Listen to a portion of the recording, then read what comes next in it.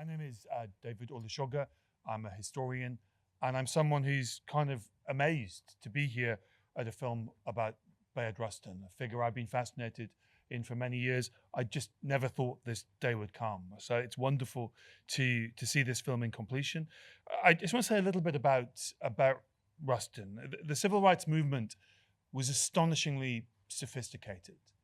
They understood their enemies, they understood the tactics used against them, and they were brilliant at deciding to use the pulpit, to use oratory, to use the power of words to win their battles and to land their messages. And what that meant was that certain people were pushed to the podium and certain others were pushed into the back rooms. Here, I think about Claudette Colvin, the young woman in Montgomery, Alabama, who refused to go to the back of a bus months before Rosa Parks, but who wasn't chosen to be the figurehead for that campaign. And I think above all about Bayard Rustin. You've seen the remarkable film, I won't labor the point, but I just want to say sometimes we imagine here in the UK that this history is just American history, that it doesn't impact us here in the UK. Well, one of the ways that it did, one of the ways the genius of Rustin and others in the civil rights movement impacted in life in the UK is in a way that's been very much forgotten, which is to do with what happened in Northern Ireland. Because the story of Northern Ireland in the years before the Troubles, in Britain's 30-year war from 68 to 1998, before that was the Irish civil rights movement, which was a non-violent, direct movement inspired directly by African-American civil rights. So in a very strange way, these Gandhian principles, pioneered by Bayard Rustin, a man who'd been to India to work with the Gandhians in the 1940s, made their way to Ireland, in some ways back to the first British colony via the African-American experience. So his imprint is here in British history as well. It's wonderful to be able to see this film, and it's wonderful to be able to have the chance to interview and introduce some of the people behind it. So first, I'd like to introduce Ameen, actor, writer, director, who made his That's all you need, really. And next is Emmy Award winner Colman Domingo.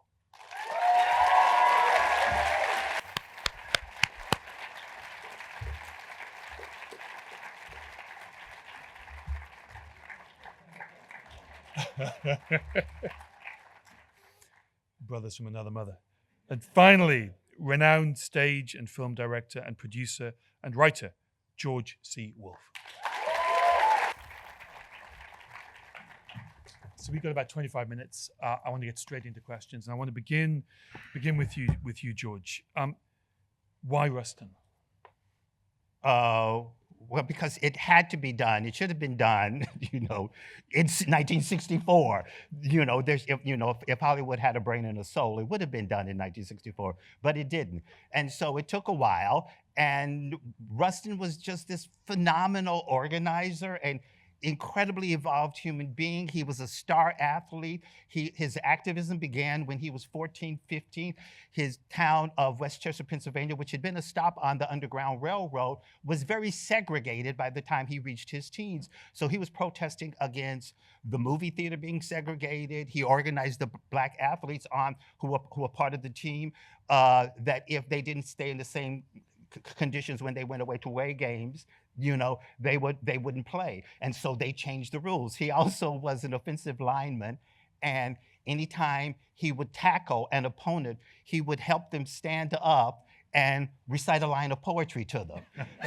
So he was he was a great athlete. He played. It was extraordinary. He was an extraordinary athlete, and then he was ferociously committed to, my phrase I use is the ultimate American, just in the sense that he was ruled by his curiosity, because if you are not ruled by your curiosity, you allow fear to make your decisions, and fear gives you permission to dislike and do horrible things. So he was driven by curiosity and I think a sense of responsibility, and all of that in one person, plus with a group of kids, as you saw in the film, organized this monstrous event in just under 8 weeks.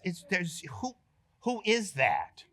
and who is that? But also more to the point, so much of who he was, so much of what he embodied, we need right now. Yes.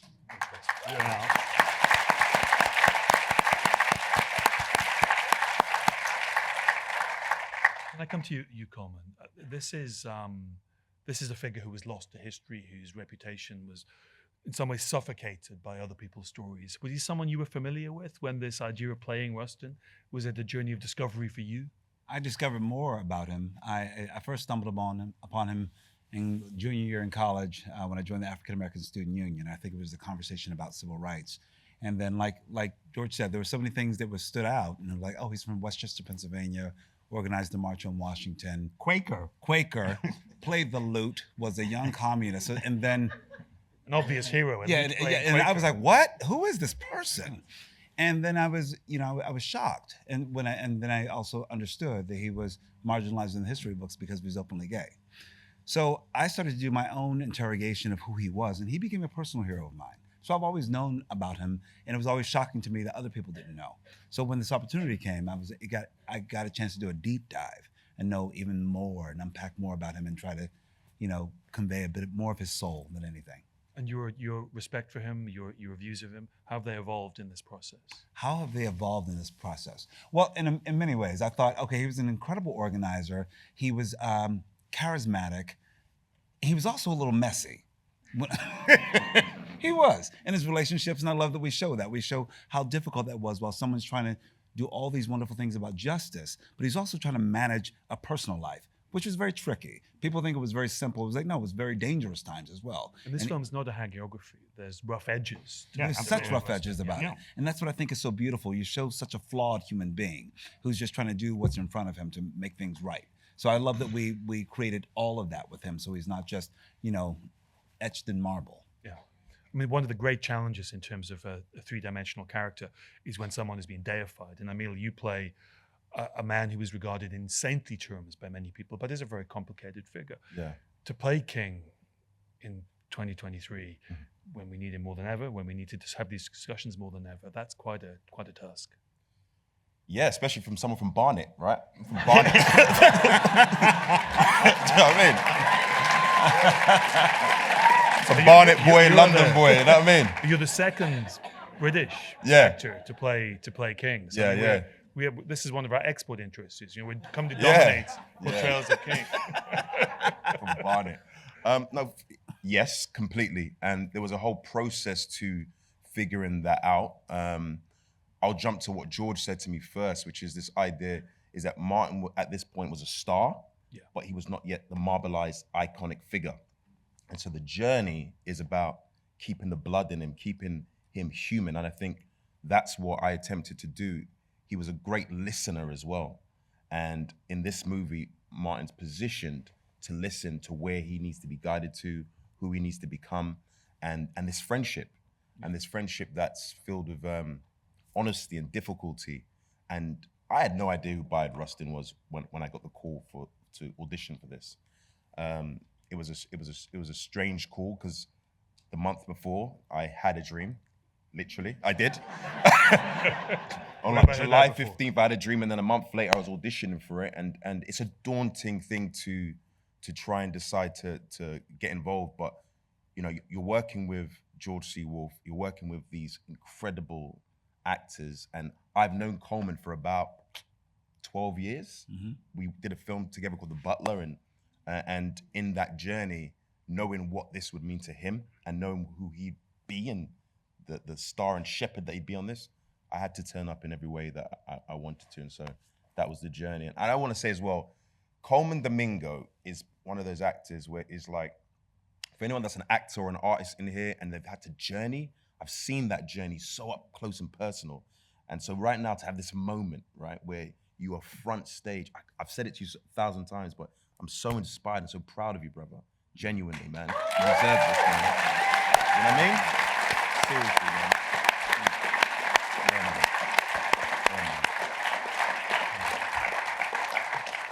Now we got the great social media clip. There we go. You mentioned, Emil, the cast and how remarkable it is. I mean, it seems what you did to me, George, is you took this cast of African-American leaders from the 1960s and you brought them to life with a cast of brilliant African-American actors from the 2020s. It is quite an ensemble. Yes, there is. They're extraordinary actors. Sometimes I think I do theater so that I can cast these actors, so they can win awards, so they will be indebted to me, so they will come do the movie. And you know, it sort of has kind of worked out that way. And but it was a joy because the thing which is what I love about the characters. Let me just start there. The thing which I love about the characters, they were ferociously committed. They disagreed, they went after each other, but everybody was after the same goal. They just had different strategies, and they had biases, and they had things that were not so evolved, but they were incredibly articulate, they were incredibly intensely passionate. Someone said to me very recently, and in fact, I think it was today because I have no idea what continent I'm on, but said, there's a lot of talk. I said, well, they're good at talking because they're talking about race, and they're talking about race frequently with people who don't know how to talk about race. So they're articulate, and they're sharp, and they're quick, and when that moment happens, they're going to claim it. They're not going to ask anybody's permission for it. So having actors who had that same skill set and who had that same passion, needed to be about their careers, about what's going on in the planet, was crucial. So that therefore you're not seeing polite people taking on the world. You're seeing linguistic, impassioned warriors determined to make America, I was saying this country, but make America be what America's supposed to be. And so having people like these two gentlemen, the first time I've ever called them gentlemen. I'll remember that. Yep. Hold on to it. And who have that fire and that drive, it was crucial. It was just crucial, and it was also thrilling because to me, in some respects, it's a musical composition. And it's a jazz composition, and people are taking solos, and then somebody else takes the solo, and then all of a sudden you're meeting Elias's wife, and then she's taking a solo, and so that therefore when those moments of switch off happen, you can't have a lull. You have every person has to be exceedingly brilliant. And I mean that in the real way, that there's something about them that's glistening and sharp and refined, and they have to be deeply impassioned and gifted, and everybody in the cast was. And you've talked, Colman, just now, and Ameel, about discovering more about the characters that you're playing, learning more about their lives. I presume for the whole cast, they're discovering and asked to portray real people who went through real struggles, who we know a great deal about. That journey of discovery must have been an amazing collective experience of getting to know your characters better.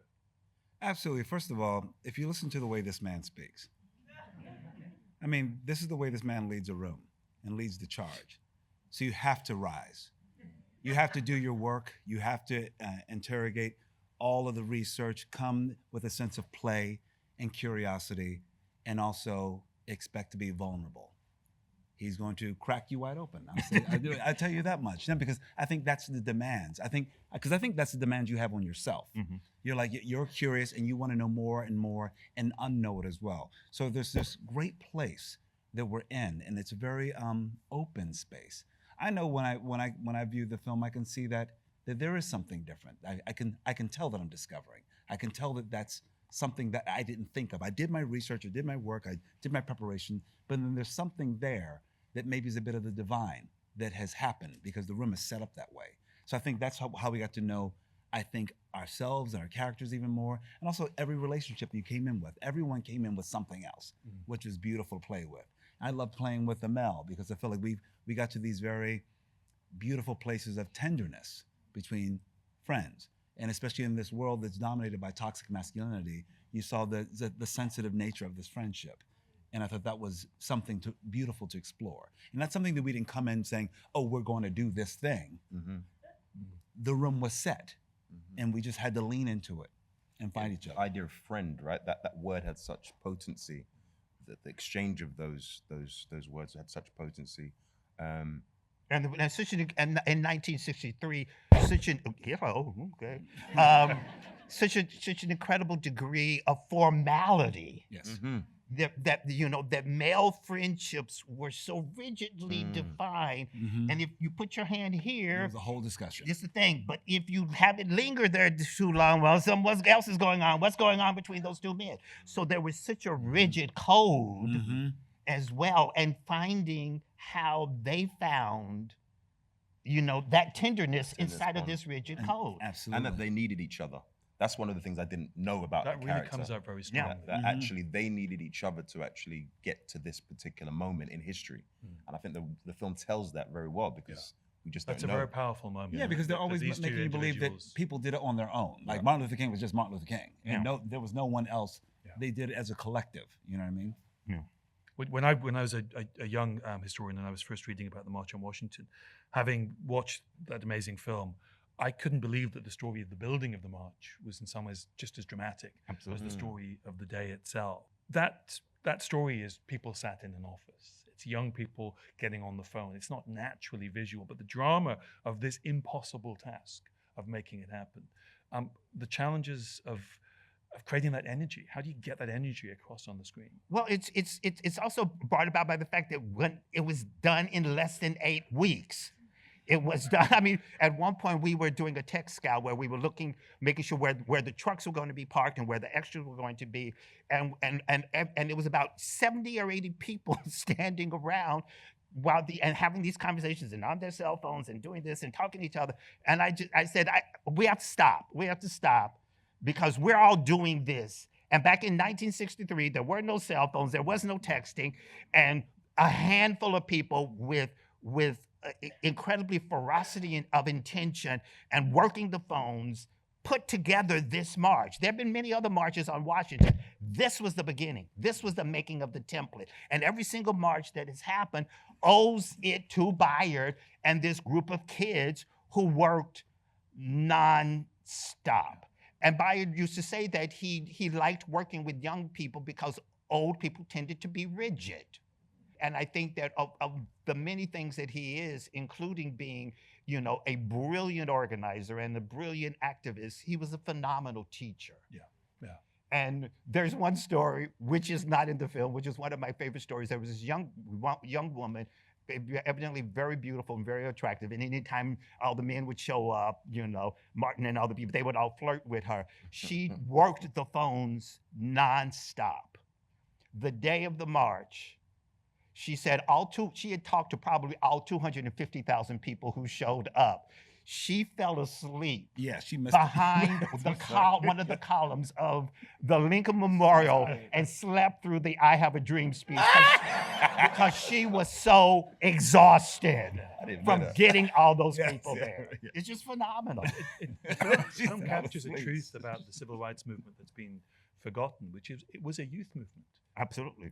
And one of the great attack lines that those who opposed the movement made was they said they were exploiting these young people, that this was older people, forcing them into unwise political action. That dynamism of youth really comes across. I was really blown away by the archive. I'd never seen that color archive of people arriving in Washington on that Well, it day. didn't exist. We colorized Oh, it. really? That's why I hadn't seen it. Yeah, no, it was all black and white. There's beautiful. There's probably about maybe 3 minutes of color footage.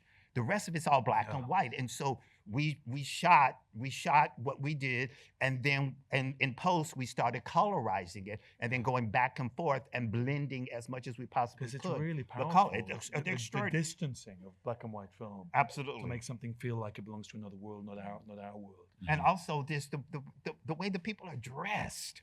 And there's my one shot is very quick. Those women got those curlers in their hair. Yep. That's great. Because they are coming to this march. Yeah. And they're going to. And it was hot. It was 83 degrees. Well, however that translates over here. But anyway, it was hot. How about that? And No one has a clue. and they have a clue. And the day that we filmed in D.C. after 3 attempts, it was 117 degrees. You can calculate Heat it index. really quickly. And at the Lincoln Memorial, it's nothing but marble. So the heat comes down, bounces off of the marble, and the only place it has to go is into your body. Yes. We were burning up. It was burning. But we felt like it was a privilege. We're like, you know what? This is a a day of Yeah, work. absolutely. I mean, is it cheesy to say? I mean, did you feel the kind of hand of history because you're there? Yes. You're there where that happened. I feel like you just, it would be strange if you didn't. Everything about the Washington Mall feels like possibility. It feels like you see it and you see what's created and you're like, oh, this is a place where you can make change. Yeah. Where you can come together. It is very inspirational. Every time I go there, it does feel like you're looking at it in awe of what the possibility of our country can be. Yeah, yeah. And I guess that was, I mean, a choice you would have had to make very quickly. There's a lot of stories in the life of Bayard Rustin. The story of those 8 weeks. Yes. I guess that was a no-brainer. Yeah. Well, it's also the beginning with the betrayal, which makes Martin human. Yeah. And so therefore then and makes the connection, the hurt, and then the healing, and then the coming together to create an to make an extraordinary thing. I think that was, it's school. They teach you a lot of stuff, most of the stuff. But one thing which I remember a person in a writing class said, you don't start a movie where you can, you start a movie where you have to. Mm. And this is started where it has to. And it's and speaking about the thing which Colman was talking about, the young girl, and I feel like crap because I don't remember her. The first image, the face of that young girl that you see in the very beginning, we filmed that toward the end. We filmed it around the exact same time that we were filming the stuff at the march. It was one of the last, those three images at the beginning Of the last day and the last thing that we filmed. And I went up to her and I said to her, now these people are going to be yelling and all this sort of stuff. And I just want to make sure you're going to be safe. She said, I don't care. Do what you need to do. We've got to get it right. Oh, that's beautiful. It was just extraordinary. And that's her scene. That's one scene. She didn't have a line, but that ferocity of care, of getting it right was extraordinary. Because it's quite a shocking image. And I know the photographs that it's in the film it's referring to. The investment people felt in this film, I got a sense that everyone understood this was not just a job, it was important. Am I right in feeling I agree. I think that's the thing that we knew for sure, that every single person who came, I mean, George was working with everyone above the line, and I think on our sets, we wanted to make sure, I feel like every single day we did know what the task was. It always had to go back to Bayard and Ella Baker and A. Philip Randolph and all these people, that we understood our purpose and why we were there. That's why we had the extraordinary cast coming in. People would come in, fly in and out, come in for a day. You get Audra McDonald coming in to be in service to this work. We all cared about it. And we were like, I want to be in any part that I can. You know what I mean? So, and else, that takes a lot of maintenance to do, but it takes that heart to say, hey, this is bigger than all of us. Let's give what we can, because hopefully this is something that'll inspire people for the future. Yeah. And Adrienne Warren, who did Tina here, was doing it on Broadway, came down on her day off, filmed her 2 scenes, and then went back and did her 8 or 6 shows a week right after that. It was people brought their heart. They brought their heart. I just wanted to finish by, this is a figure that I care about, that you passionately care about, that you've dragged out of the shadows. What do you think we can learn from Rustin's energy, from Rustin's life? All of you, please.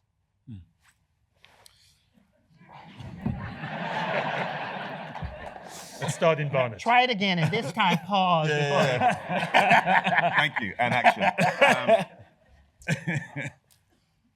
I think for me, probably what I can learn from Bayard Rustin's life is about that there's so many people that contribute to us getting to a particular moment, and there's so many unsung heroes, and the controversy around that, and this sense of injustice about what we're told.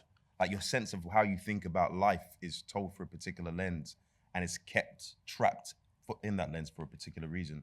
And so for me, I think this story's been elevated, the freedom of who he is, how unequivocally potent he is as an individual. That's a good word, potent. You know, and yeah, it's there to live forever now, and it's going to inspire so many people that feel like, I can't be a part of that story. I'm too small. I'm too little. I'm too marginalized. So that's where I think it touches me. Yeah. And yourself, Colman?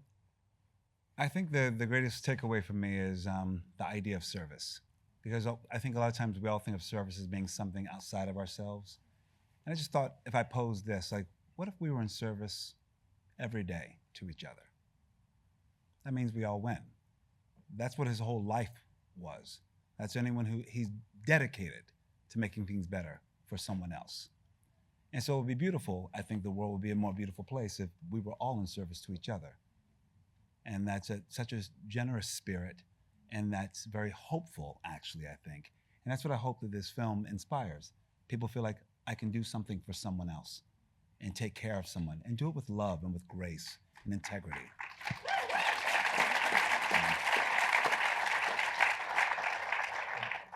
George.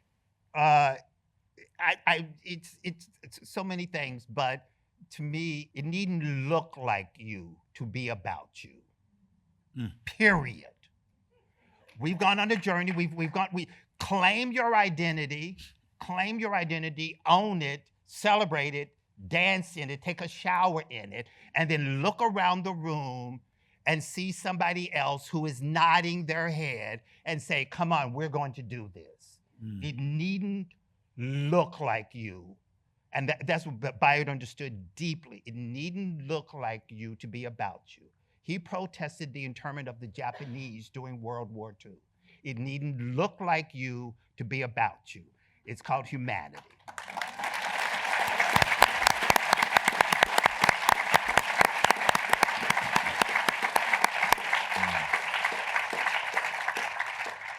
So I'm afraid that leaves with me the task of just saying thank you to Colman Domingo, to Ameen, and to George C. Wolfe. Thank you very much, and thank you to you for coming here to the BFI.